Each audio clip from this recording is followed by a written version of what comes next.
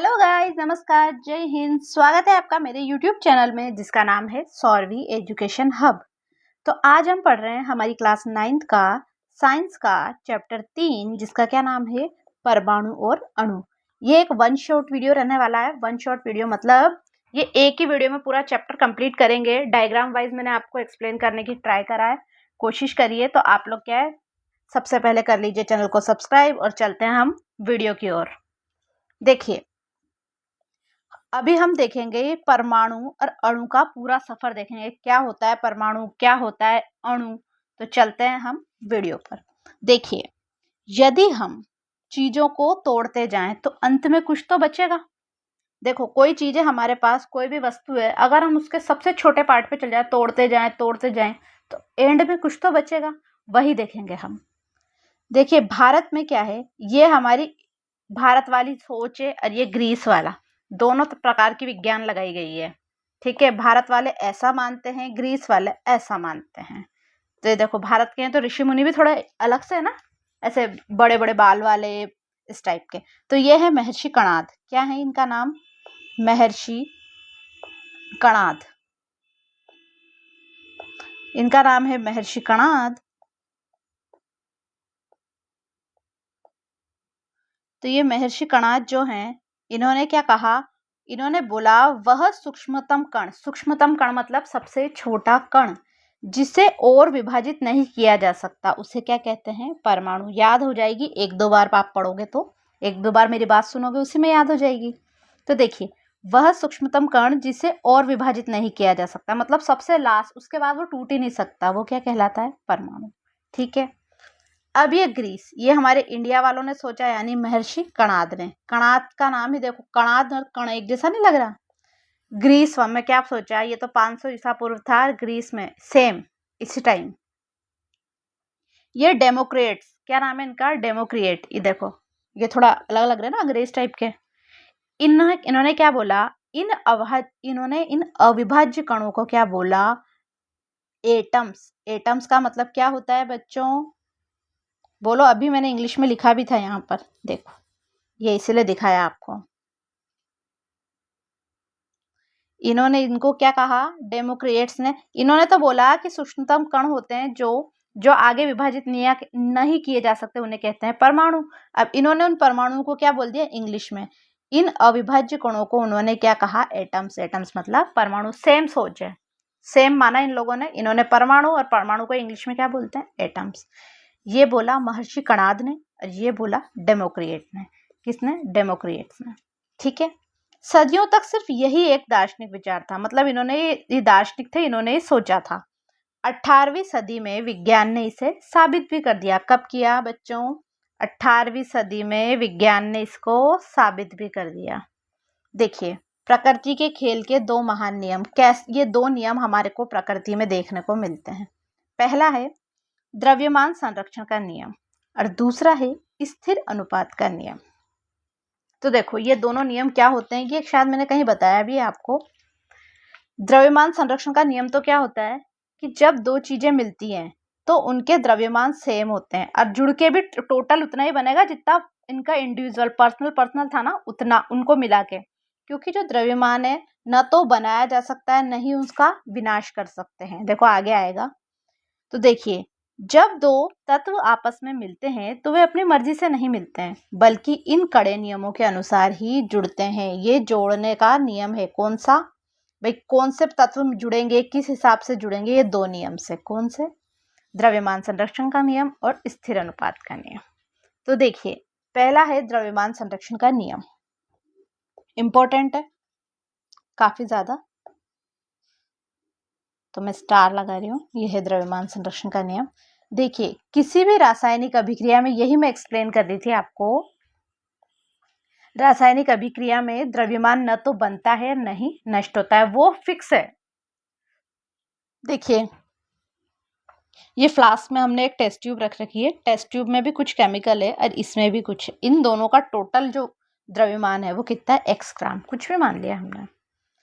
अब क्या हुई, ये जो टेस्ट ट्यूब में जो है ना पदार्थ, उसने और ये जो फ्लास्क है, इसके पदार्थ ने मिलकर क्या कर ली? क्रिया कर ली। क्या कर ली? अभिक्रिया।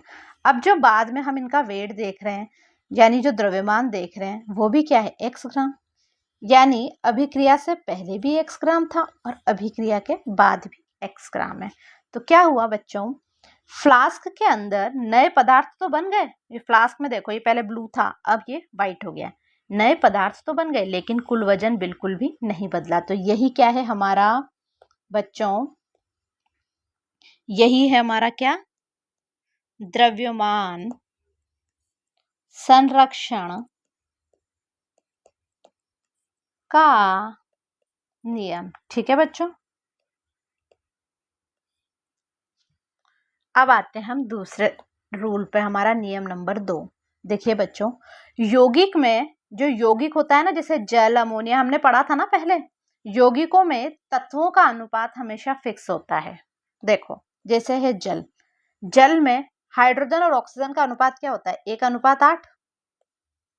यही होता है ना बच्चों, कितना होता है, 1:8। तो ये हमेशा फिक्स रहेगा, चाहे वो जो जल है वो वर्षा का हो, टैप नल का हो, नदी का हो। तो ये टोटल कहीं से भी जल लाएंगे, अनुपात क्या बनेगा, हाइड्रोजन ऑक्सीजन का 1:8। अब आते हैं हम अमोनिया पे। अमोनिया में नाइट्रोजन और हाइड्रोजन का अनुपात हमेशा कितना होता है बच्चों, 14:3। कितना होता है, 14। इसको अनुपात बोलते हैं, अनुपात 3। तो चाहे वो अमोनिया यानी जो हमारा NH3 है, वो कहीं से भी लाओ, फैक्ट्री से लाओ, नेचुरल पत्तियों में जो अमोनिया होता है वो, तो क्या बनेगा, NH3 ही बनेगा। और उसका अनुपात क्या होगा, 14:3। कितना होगा बच्चों, 14:3। तो देखो बच्चों, चाहे पानी कहीं से भी लाएं, क्या होगा, 9 ग्राम पानी को तोड़ने के लिए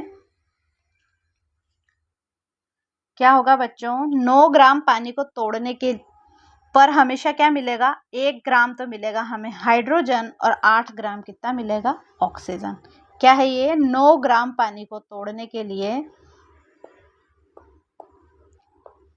9 ग्राम पानी को तोड़ने पर क्या मिलेगा, 1 ग्राम हाइड्रोजन और 8 ग्राम ऑक्सीजन। याद रखना है आपको बहुत अच्छे से। अब आते हैं हम डाल्टन। ये परमाणु की शुरुआत कहाँ से हो रही है, डाल्टन से। कि भाई इन्होंने सबसे पहले नियम बताए हैं। क्या, सबसे पहले तो महर्षि कणाद आए थे, उसके बाद हमारे विज्ञान ने, महर्षि कणाद तो दार्शनिक थे और ये हैं वैज्ञानिक। ठीक है बच्चों, इन्होंने क्या बताया, सारे रूल जोड़ दिए, सभी नियमों को एक साथ जोड़ दिया। देखो, सभी पदार्थ अत्यंत छोटे छोटे कणों यानी परमाणुओं से मिलकर बने हैं। ठीक है, ये तो हमने देख लिया, सकते हैं भाई। अब दूसरा है, परमाणु अविभाज्य है। अविभाज्य मतलब न ये तो बनते हैं और न ही नष्ट होते हैं, इससे ज्यादा टूट भी नहीं सकते। अविभाज्य मतलब इसके आगे न तो नष्ट हो सकते हैं और न बनते हैं। ठीक है, तीसरा है, एक ही तत्व के सभी परमाणुओं का द्रव्यमान व गुण समान होते हैं। जैसे जो हाइड्रोजन है, इसके सभी परमाणुओं के क्या होंगे, द्रव्यमान और गुण समान होंगे। ठीक है, अब हम आते हैं, अलग अलग तत्वों के परमाणुओं के द्रव्यमान क्या होते हैं, अलग अलग होते हैं। जैसे हाइड्रोजन का अलग होगा, ऑक्सीजन का अलग होगा, ये सब। परमाणु छोटी छोटी पूर्ण संख्याओं के अनुपात में जुड़कर यौगिक बनाते हैं। यौगिक बनाया था ना, जैसे जल, अमोनिया। यौगिकों में परमाणुओं की संख्या और प्रकार निश्चित होते हैं, फिक्स होते हैं। अभी स्थिर अनुपात का नियम पढ़ा ना हमने, कहाँ गया, ये रहा। तो ये क्या होते हैं, फिक्स होते हैं। तो ये याद रखना है आपको। तो ये पेज क्या है, याद रखने के दृष्टिकोण से बहुत ज्यादा इंपॉर्टेंट है। देखो, अब परमाणु वास्तव में कितना छोटा होता है, कितना छोटा होता है ये देखेंगे। तो देखो बच्चों, जो हाइड्रोजन का परमाणु होता है वो होता है 10⁻⁻10 मीटर। कितना, 10⁻⁻10। अब जो जल का अणु होता है ना, उसका परमाणु क्या होता है, 10⁻⁹ मीटर। हीमोग्लोबिन है ये, बॉडी में हीमोग्लोबिन होता है, इसको HB से डिनोट करते हैं बच्चों, HB से ऐसे लिखते हैं। तो इसका जो होता है ना, वो क्या होता है, 10⁻⁻8। और रेत के कण का 10⁻⁻4, चींटी का 10⁻⁻3 और सेब का 10⁻⁻m। ये आपको एक बार अच्छे से देख लेना, क्योंकि मेनली आपको ये तो याद रखना ही है। परमाणुओं की जो त्रिज्या होती है वो काय में नापी जाती है बच्चों, नैनोमीटर में, काय में नापी जाती है? नैनोमीटर में, nm से लिखते हैं उसे। और 1 मीटर जो होता है वो 10 की घात 9 नैनोमीटर होता है। 1 मीटर जो होता है 10 की घात के ऊपर भी 9, यानी 10 के पीछे 9 जीरो लगा देंगे हम, इतना नैनोमीटर होता है। अब हम इस परमाणु को देख थोड़ी सकते हैं, कितना छोटा हो जाएगा वो, हम इन्हें देख नहीं सकते, लेकिन पूरी दुनिया जो है इन्हीं ईंटों से बनी होती है। ईंट मतलब ये नैनोमीटर वाला जो है ना, हमारी परमाणु वाला पार्ट, परमाणु से मिलकर ही बनी होती है। अब आते हैं तत्वों के आधुनिक प्रतीक, कौन सा? अब ये होता है IUPAC नियम के अनुसार। किसके नियम के अनुसार? IUPAC। इसकी फुल फॉर्म याद रखना बच्चों, देखो फुल फॉर्म लिखी भी थी, ये रही। इसकी फुल फॉर्म है हमारी, ये है हमारी international union of pure and applied chemistry. ठीक है, यानी ये सभी जगह, ये जो मतलब इनके वर्ड है ना, प्रतीक है, इसके नियम है IUPAC के। IUPAC ये सब जगह सेम है, चाहे इंडिया में हो, अमेरिका में हो, सब जगह ये एक ही है। अलग अलग कर देंगे तो कंफ्यूजन हो जाएगा ना, तो ये IUPAC नियम देता है। देखो, डॉल्टन था जो अभी पढ़ा हमने, जिसने बताया स्थिर अनुपात का नियम, और ये सब पढ़ा था ना फ्रंट पे, ये वाला देखो, ये वाला पेज।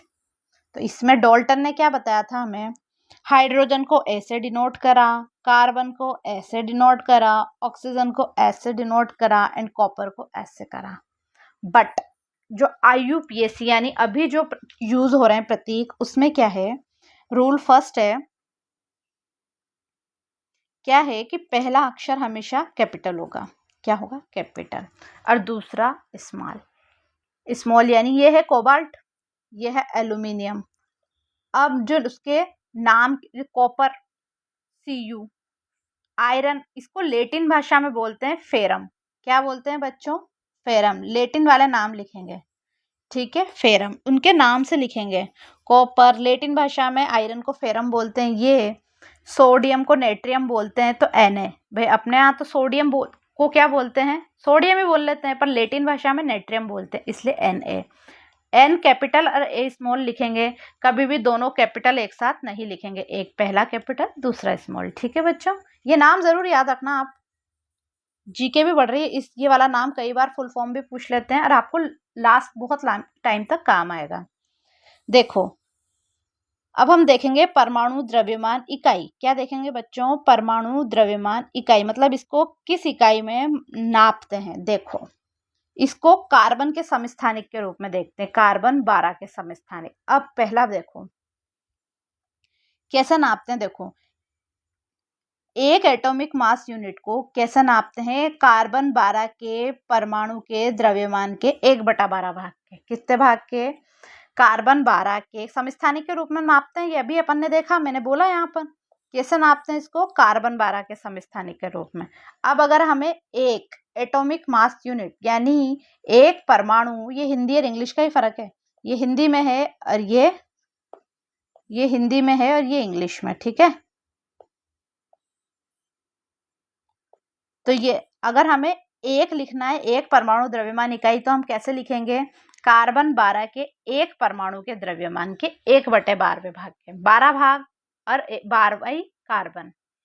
अगर देखो, ऑक्सीजन का परमाणु द्रव्यमान कितना होता है? 16U।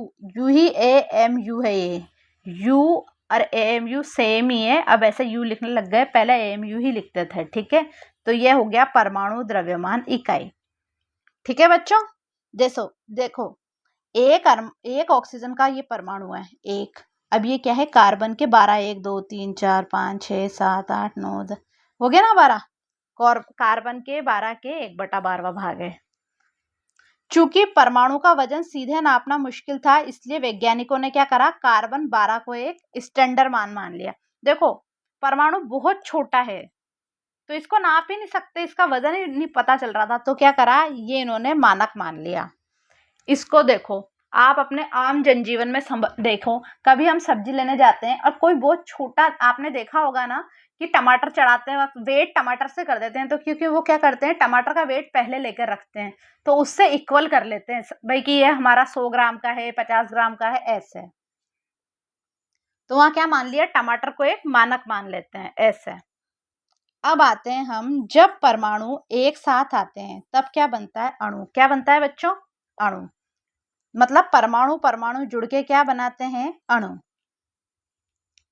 देखिए, तत्वों के अणु एक ही प्रकार के परमाणु से बनते हैं। क्या? तत्व के अणु। जैसे ये O2 बना यानी ऑक्सीजन, O3 बनता है तो ओजोन, और ये सिंगल Ar है, ये ऑक्सीजन के अलावा किसी और का अगर सिंगल रहेगा, एक ही प्रकार के परमाणु से बनता है, तब क्या बनता है? तत्व। पर अगर अलग अलग तत्वों के परमाणु एक निश्चित अनुपात में जुड़ते हैं तो क्या बनता है? यौगिकों का अणु। जैसे H2O फिक्स है, CO2 फिक्स है, तो ये क्या बना रहे हैं? यौगिकों के अणु।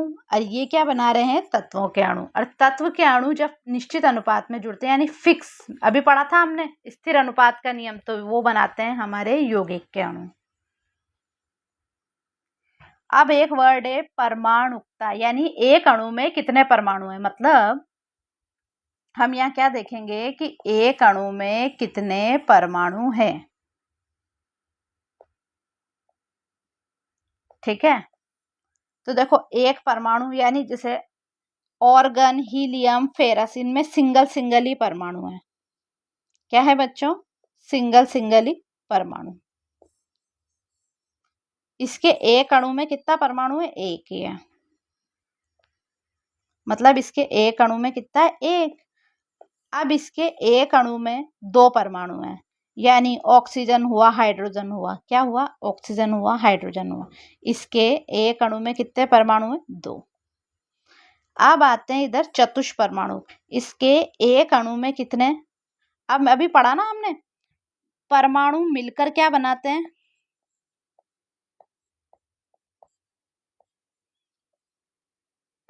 परमाणु मिलकर क्या बनाते हैं? अणु। ऐसा ही होता है, सबसे छोटी इकाई तो है परमाणु। परमाणु से मिलकर क्या बनते हैं? अणु। तो ये अगर एक अणु में कितने परमाणु हैं? इसमें तो एक। अब इसके एक अणु में कितने परमाणु हैं? दो। अब इसके एक अणु में कितने परमाणु हैं? चार। ठीक है, अब इसके एक अणु में बहुत ज्यादा परमाणु है, ये सल्फर 8 बना रहा है, वलय बना रहा है, तो ये 8 परमाणु है। परमाणु 8। एक अणु में संख्या है परमाणुओं की, ये क्या कहलाती है? परमाणुकता। परमाणुकता की डेफिनेशन क्या ही है कि एक अणु में जितने परमाणु होते हैं वही क्या कहलाती है? उसकी परमाणुकता। क्या कहलाती है? परमाणुकता। अब आते हैं हम आयन। आयन मतलब एक तरह से आवेश, चार्ज। देखो बच्चों, जब परमाणु पर आवेश आ जाता है, क्या आ जाता है? आवेश। अब अगर पॉजिटिव आएगा तो उसे धन आयन, और अगर नेगेटिव आएगा तो ऋण आयन। क्या कहते हैं बच्चों? ऋण आयन। तो पॉजिटिव यानी धनावेश, धनात्मक आवेश, और नेगेटिव यानी ऋणात्मक आवेश। देखो, हमारा अगर सोडियम है, ये पढ़ा था ना अभी, नेट्रियम, इस पे पॉजिटिव आवेश होता है। और ये क्लोरीन है, क्या है बच्चों? क्लोरीन, इस पे क्या है? ऋणावेश है। ठीक है, ये दोनों मिलकर क्या बना रहे हैं? नमक। पर इसका प्लस और है इसका माइनस, दोनों मिलके क्या बना रहे हैं? NaCl यानी सोडियम क्लोराइड, नमक बन रहा है। अब देखो बच्चों, बहु परमाणु आयन, ऐसे परमाणुओं का समूह जिसपे नेट आवेश होता है। जैसे परमाणुओं का ऐसा समूह जिस पर नेट आवेश होता है। OH पे है माइनस, सल्फर यानी SO4 2 पे माइनस है, इस पे 2 माइनस है, इस पे है माइनस। ठीक है, बहु परमाणु, ये अभी ए सेट पढ़ा था ना, इस टाइप का। देखो इस पे, देखो सल्फर के साथ कितने जुड़े हुए हैं, यहाँ पर 2 माइनस है। अब आते हैं हम संयोजकता यानी वैलेंसी। इसका मतलब होता है परमाणुओं को पकड़ने की कितनी संयोजकता, कितने परमाणु उसमें जुड़ सकते हैं। और ठीक है, मतलब परमाणु को ऐड करने की, पकड़ने की क्षमता। ये हमारी ऐसे पीरियोडिक टेबल होती है, आवर्त सारणी, उसमें ऐसे देखिए, जिनकी संयोजकता एक है, मतलब सिर्फ sodium, potassium, argentium, chlorine, bromine, OH, hydroxide, OH minus, NO3 minus, ये OH माइनस देंगे यानी हाइड्रोक्साइड, अब आते हैं संयोजकता 2, यानी ये Mg2 plus Ca2 plus zinc, oxygen, sulphur. ये उसके बाद आते हैं हम संयोजकता 3, जिसमें वैलेंसी 3 होगी, एल्यूमिनियम, फेरस, नाइट्रोजन, ये सब। देखो बच्चों, कुछ तत्वों की संयोजकता 1 से अधिक होती है, जैसे कॉपर फर्स्ट और कॉपर सेकंड। तो क्या करते हैं, कोष्टक में हम इनकी रोमन संख्याओं से बताते हैं कि भाई क्या है संयोजकता। संयोजकता संयोग करने की, संयोजकता का मीनिंग ही क्या होता है, संयोग करने की क्षमता। ठीक है, इसमें एक जुड़ सकता है, इसमें दो।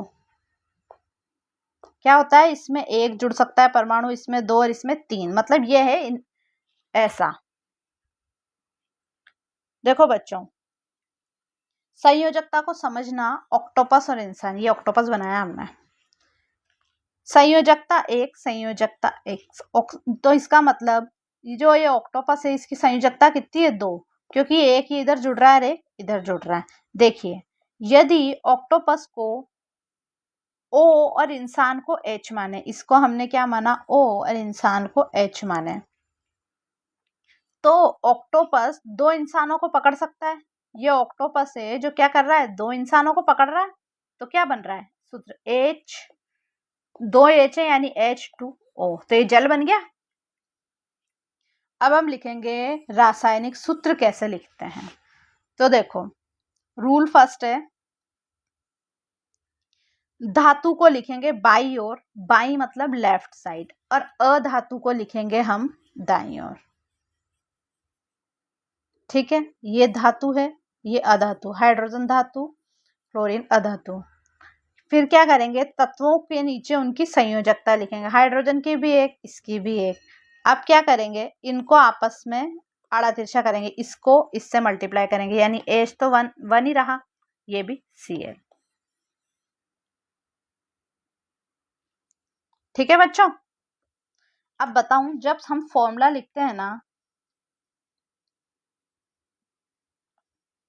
जब हम सूत्र में क्या करते हैं, आयनों के आवेश नहीं लिखते हैं। क्या नहीं लिखते, आवेश। अब आवेश मतलब वो पॉजिटिव और नेगेटिव नहीं लिखते हैं, सिर्फ डायरेक्ट क्या करा हमने, इस H को मल्टीप्लाई, क्या करा, इसको मल्टीप्लाई। ओके बच्चों, देखो दोबारा मैं एक्सप्लेन कर देती हूँ। एक तरफ क्या लिखते हैं, धातु, लेफ्ट साइड धातु, और राइट साइड अधातु। क्या लिखते हैं, अधातु। इसको फिर इसके नीचे इसका लिखेंगे आयन। इस पे भाई कितनी संयोजकता है, एक, और इस पे कितनी संयोजकता है, एक। इनका क्या करेंगे, वज्र गुणा, एक तरह से मैथ्स का करते हैं जो, तो वो करा। उसके बाद क्या करा हमने, इसको इससे मल्टीप्लाई किया और इसको इससे, तो क्या बना, ये HCl।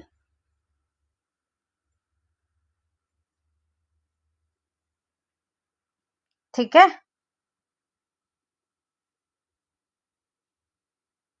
ओके बच्चों।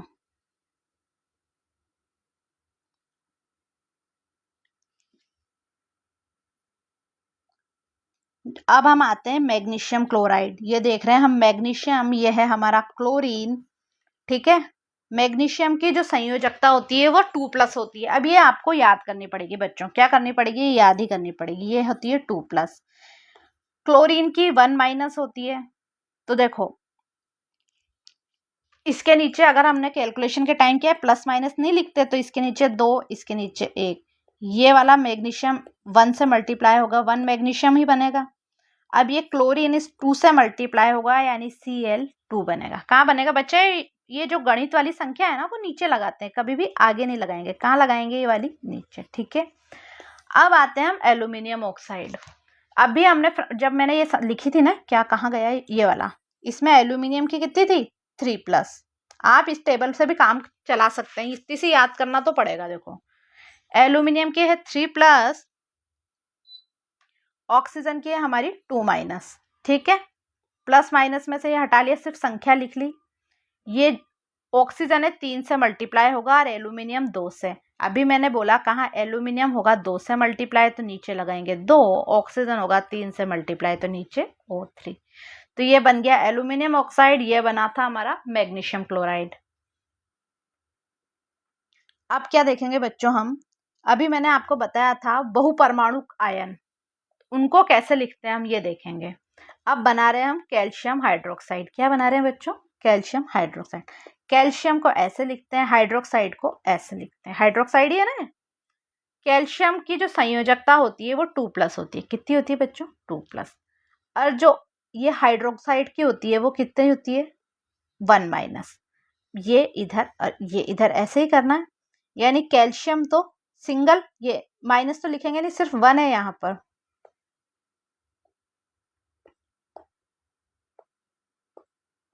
क्या करा, सिर्फ यहाँ 1 से मल्टीप्लाई किया और यहाँ हो गया 2, तो एक सिर्फ कैल्शियम बना। और ये OH है, ये एक साथ 2 है, हाइड्रोक्साइड है ये।